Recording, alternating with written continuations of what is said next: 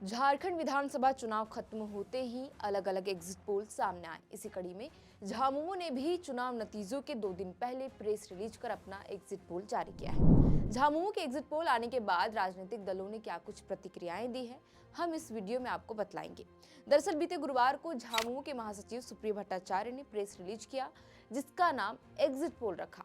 इसमें सुप्रियो भट्टाचार्य ने दावा किया कि इंडिया गठबंधन जीत रही है और 11 जिलों में बीजेपी का खाता खुलेगी ही नहीं। बाकी जिलों में भी, जिसमें 22 सीटें हैं, वहां भी कड़ा संघर्ष और अनिर्णय की स्थिति है। सुप्रियो ने यह दावा मतदाताओं के रुझान के आधार पर किया है। उन्होंने कहा कि जितने भी एग्जिट पोल जारी हुए हैं उनमें 1-2 को छोड़कर सारे प्रायोजित है। आपको बता दें कि जो एग्जिट पोल झामुमो ने जारी किया है उसके मुताबिक राजमहल, बोरियो, लिट्टीपाड़ा, पाकुड़, महेशपुर, शिकारीपाड़ा, नाला, जामताड़ा, दुमका, जामा, मधुपुर, सारठ, देवघर, पोड़ैयाहाट, बरकट्ठा, बरही, मांडू, सिमरिया, बगोदर, गांडे, गिरिडीह, डुमरी, गोमिया, बेरमो, बोकारो, चंदनक्यारी, सिंदरी, निरसा, टुंडी, घाटशिला, पोटका, जुगसलाई, जमशेदपुर पश्चिमी, इचागढ़, सरायकेला, चाईबासा, मंझगांव, मनोहरपुर, चक्रधरपुर, तमाड़, तोरपा, खिजरी, रांची, हटिया, मांडर, सिसई, गुमला, बिशुनपुर, सिमडेगा, कोलीबिरा, लातेहार, मनिका, डाल्टनगंज, छतरपुर, हुसैनाबाद, गढ़वा व भवनाथपुर में भाजपा का खाता नहीं खुलेगी। इसके अलावा झामुमो के एग्जिट पोल में वैसे सीटों के बारे में भी स्पष्ट तौर पर बताया गया है जहां पर कड़ा मुकाबला है।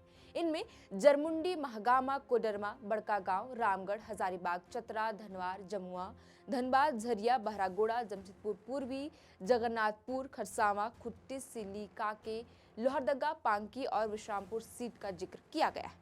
झामुमो के इस एग्जिट पोल को देखकर कहना गलत नहीं होगा कि इस तरह से झामुमो ने अपने सहयोगी कांग्रेस को कमजोर दिखाने की कोशिश की है, क्योंकि जिन सीटों पर कड़ा संघर्ष झामुमो ने बताया है वो अधिकांश सीटें कांग्रेस के खाते में हैं।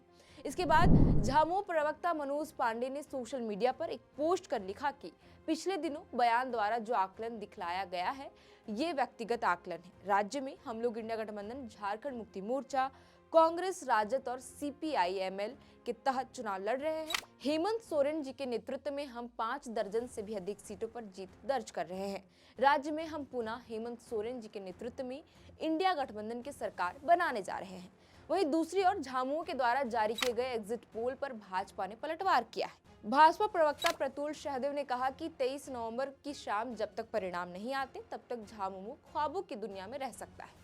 झामुमो कुछ भी दावा कर ले, लेकिन चुनाव परिणाम आने के बाद वह हार का ठिकारा EVM पर फोड़ने की तैयारी में है।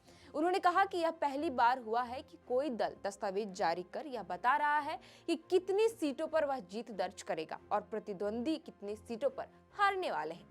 इतने में ही प्रतुल सहदेव नहीं रुके, आगे उन्होंने कहा कि यह हास्यास्पद बात यह है कि दस्तावेज में भी जहां झामुमो ने कड़ा मुकाबला दिखाया है वह सभी कांग्रेस के हिस्से वाली सीटें हैं, यानी उन्हें अपने गठबंधन पर ही विश्वास नहीं है।